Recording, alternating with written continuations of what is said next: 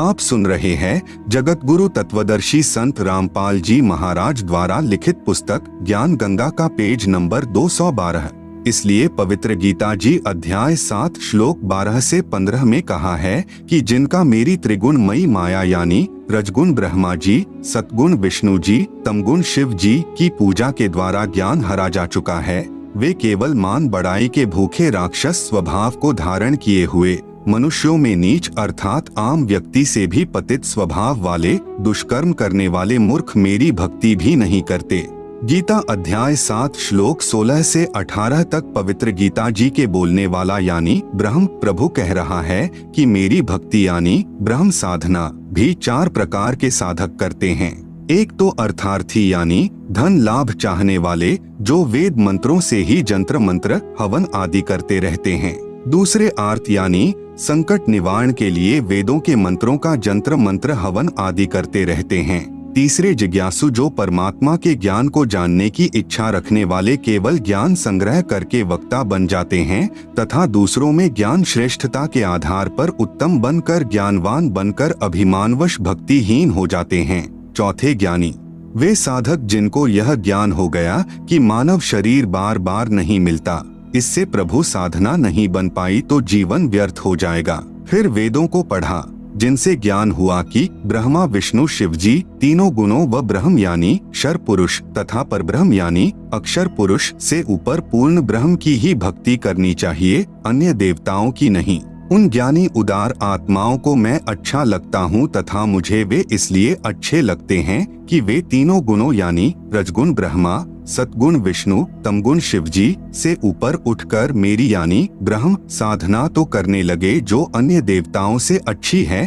परंतु वेदों में ओम नाम जो केवल ब्रह्म की साधना का मंत्र है उसी को वेद पढ़ने वाले विद्वानों ने अपने आप ही विचार विमर्श करके पूर्ण ब्रह्म का मंत्र जानकर वर्षों तक साधना करते रहे। प्रभु प्राप्ति हुई नहीं, अन्य सिद्धियां प्राप्त हो गई, क्योंकि पवित्र गीता अध्याय 4 श्लोक 34 तथा पवित्र यजुर्वेद अध्याय 40 मंत्र 10 में वर्णित तत्वदर्शी संत नहीं मिला जो पूर्ण ब्रह्म की साधना 3 मंत्र से बताता है।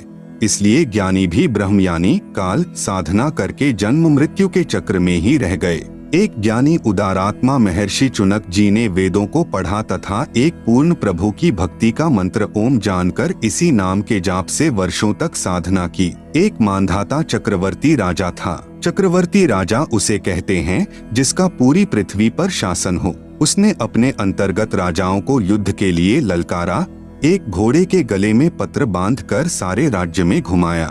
शर्त थी कि जिसने राजा मानधाता की गुलामी यानी अधीनता स्वीकार न हो उसे युद्ध करना पड़ेगा। वह इस घोड़े को पकड़कर बांध ले। किसी ने घोड़ा नहीं पकड़ा। महर्षि चुनक जी को इस बात का पता चला कि राजा बहुत अभिमानी हो गया है। कहा कि मैं इस राजा के युद्ध को स्वीकार करता हूँ। युद्ध शुरू हुआ। मानधाता राजा के पास 72 करोड़ सेना थी। उसके 4 भाग करके एक भाग यानी 18 करोड़ सेना से महर्षि चुनक पर आक्रमण कर दिया। दूसरी ओर महर्षि चुनक जी ने अपनी साधना की कमाई से 4 पुतलियां यानी बम बनाई तथा राजा की 4 भाग सेना का विनाश कर दिया। आप सुन रहे हैं जगत गुरु तत्वदर्शी संत रामपाल जी महाराज द्वारा लिखित पुस्तक ज्ञान गंगा का पेज नंबर 213।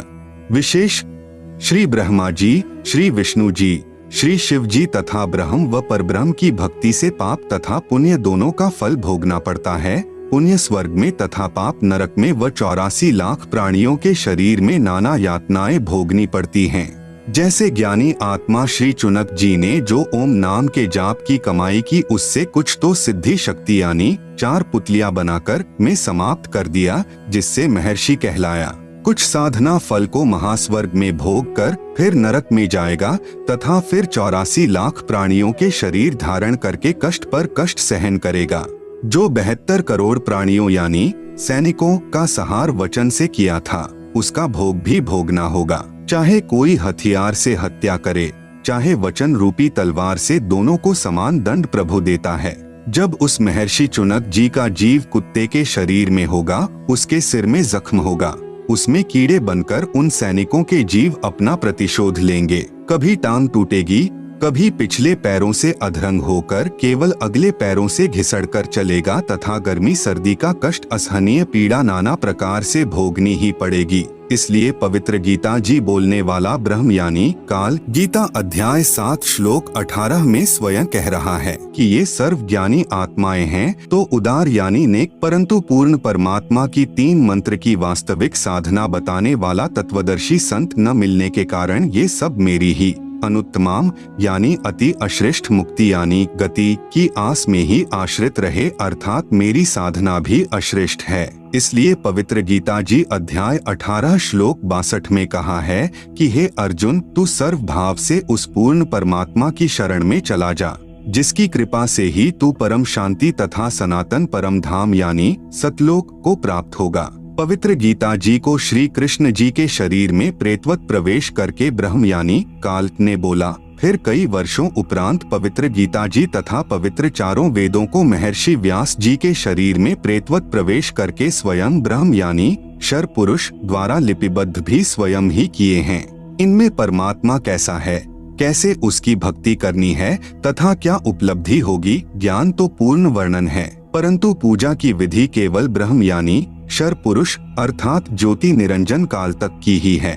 पूर्ण ब्रह्म की भक्ति के लिए पवित्र गीता अध्याय 4 श्लोक 34 में पवित्र गीता बोलने वाला यानी ब्रह्म प्रभु स्वयं कह रहा है कि पूर्ण परमात्मा की भक्ति व प्राप्ति के लिए किसी तत्वज्ञानी संत को ढूंढ ले, फिर जैसे वह विधि बताएं वैसे कर। पवित्र गीता जी को बोलने वाला प्रभु कह रहा है कि पूर्ण परमात्मा का पूर्ण ज्ञान व भक्ति विधि मैं नहीं जानता। अपनी साधना के बारे में गीता अध्याय 8 के श्लोक 13 में कहा है कि मेरी भक्ति का तो केवल एक ओम अक्षर है, जिसका उच्चारण करके अंतिम श्वास यानी त्यजन देहम तक जाप करने से मेरी वाली परम गति को प्राप्त होगा। फिर गीता अध्याय 7 श्लोक 18 में कहा है कि जिन प्रभु चाहने वाली आत्माओं को तत्वदर्शी संत नहीं मिला जो पूर्ण ब्रह्म की साधना जानता हो, इसलिए वे उदारात्माएं मेरे वाली अनुत्तमाम यानी अति अनुत्तम परम गति में ही आश्रित हैं। पवित्र गीता जी बोलने वाला प्रभु स्वयं कह रहा है कि मेरी साधना से होने वाली गति अर्थात मुक्ति भी अति अश्रेष्ठ है।